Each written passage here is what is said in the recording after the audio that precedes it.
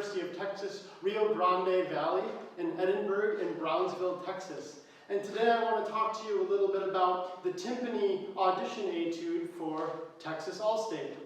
This etude, number 15, from Vic Firth's solo Timpanist, is actually quite a difficult etude to play, and there are a lot of things that we can take into consideration when practicing it. The first idea to think of right off the bat is our mallet choice. This piece has a lot of notes compared to a timpani part that you might play in band or orchestra. And because of that, articulation is very important. We're the only thing happening, the only point of interest, and we have so many 16th notes and 16th note triplets, we don't want that to get lost. So I've chosen to use these hard colored felt mallets to give me the most articulation of any of my personal mallet choices. A soft, thick felt head mallet wouldn't give you quite that impact sound when you hit the drum. It would be much softer and rounder, which is a great sound for some situations, but for this particular solo situation, we want to be able to hear our articulations. Now that we have a better sense of articulation with our hard mallets, it's important to keep in mind the difficulty of this etude, all of the crossovers and all the very fast notes that you may not be used to playing on timpani. Remember that when you're playing crossovers and fast passages, that doesn't mean that we can sacrifice our good timpani technique. We need to let the mallet breathe and make sure all of our notes lift. When we play a crossover, we can't let it turn into marching tenors or losing sight of what timpani technique is. If our hands flatten out and our strokes become more tense, we're going to lose a lot of the musical expression that's possible here. We're going to be choking the sounds of the drums. We want to be able to keep our nice lifting stroke in some capacity, no matter how we're striking the drums. The difference between and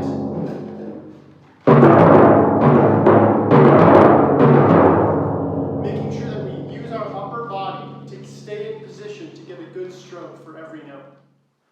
Another one of the big struggles with this etude, at least in my opinion, is the tempo. The tempo range given by TMEA is quarter note equals 112 to 120. The etude is marked 116 by the composer, but any of those tempos are very fast.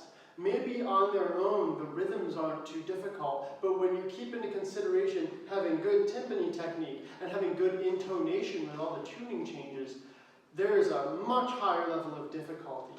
What I recommend is, of course, starting very slow, practicing with a metronome, and building your way up in chunks to a faster tempo, good practice habit.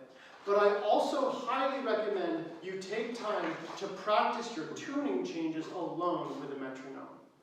Because an adjudicator of this audition, or any listener, will be able to count and subdivide the rests.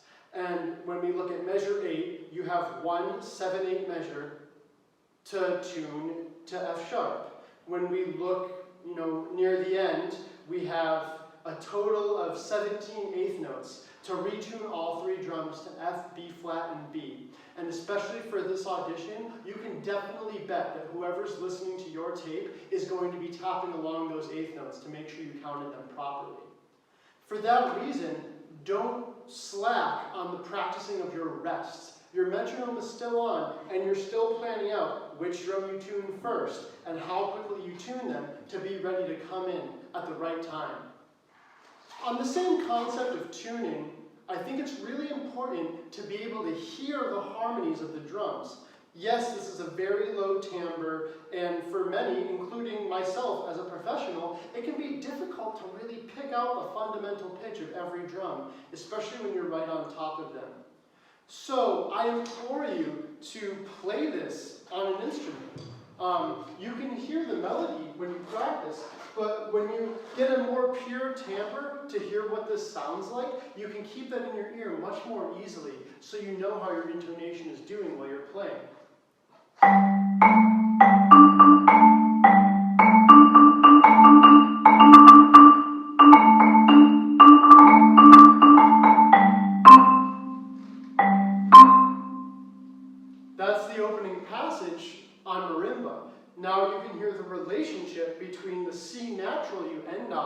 on the lowest drum versus the other notes at the beginning.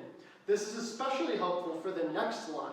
We tune to F sharp and we have our first inversion D major chord. But then we have the difficult foot pedal tuning section on the 26-inch drum.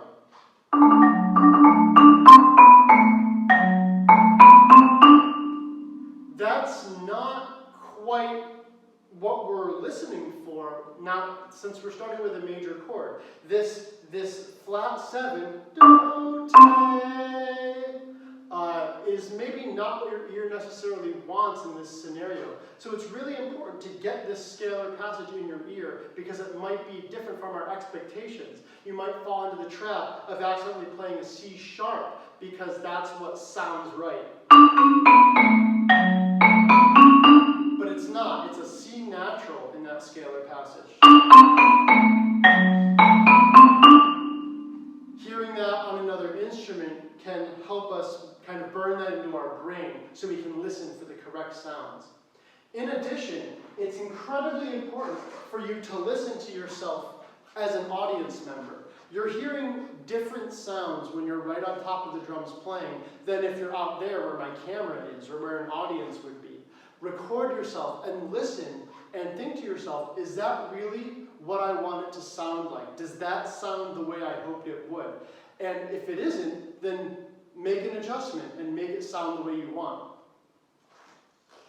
I want to give one more piece of advice before I end in regards to articulation.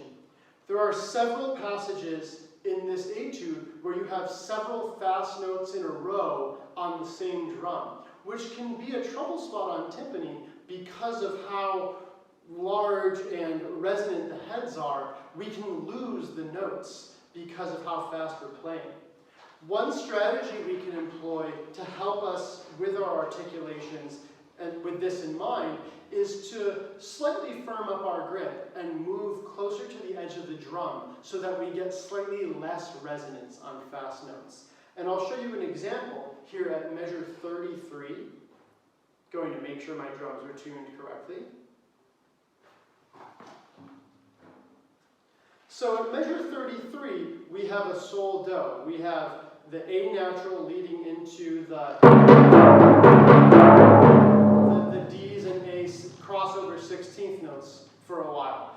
That rhythm leading into the downbeat, da da da da da, is very fast and it's easy to lose those notes. If you listen, I even felt myself losing those notes because I could feel the drum resonating faster than my hand, slower than my hands wanted it to.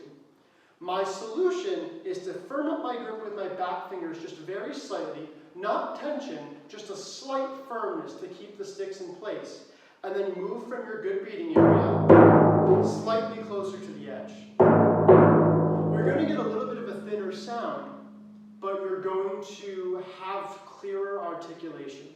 And here's the example. This is playing in the normal beating area, and this is firming up my grip slightly and moving closer to the edge.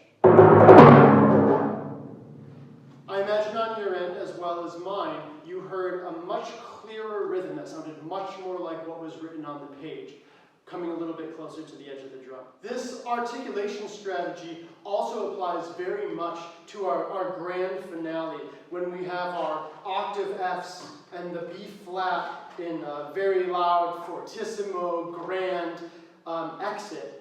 And in the last bar, we have quite a few fast notes in the last two measures, including 4 16th notes and an 8th note on the 32-inch drum.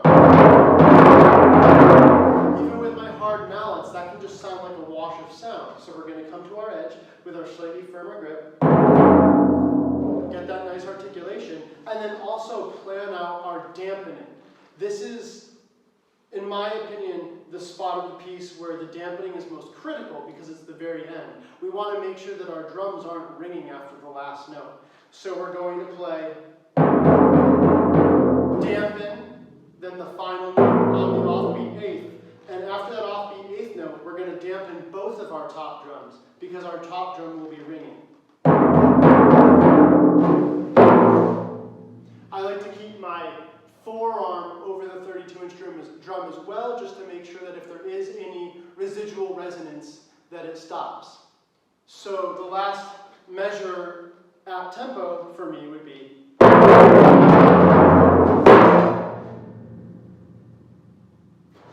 And that's sort of my approach to this very difficult ending. Thank you everyone for taking the time to listen to some of my pointers on the TMEA Timpani All-State Audition Etude. I'm Dr. Marco Schirripa, University of Texas, Rio Grande Valley. If you have any additional questions or unique struggles you want to talk about, you're more than welcome to contact via email either myself or Dr. Mark Ramirez, Professor of Percussion here at UTRGV. We're more than happy to help you out in any way we can. So thank you and best of luck.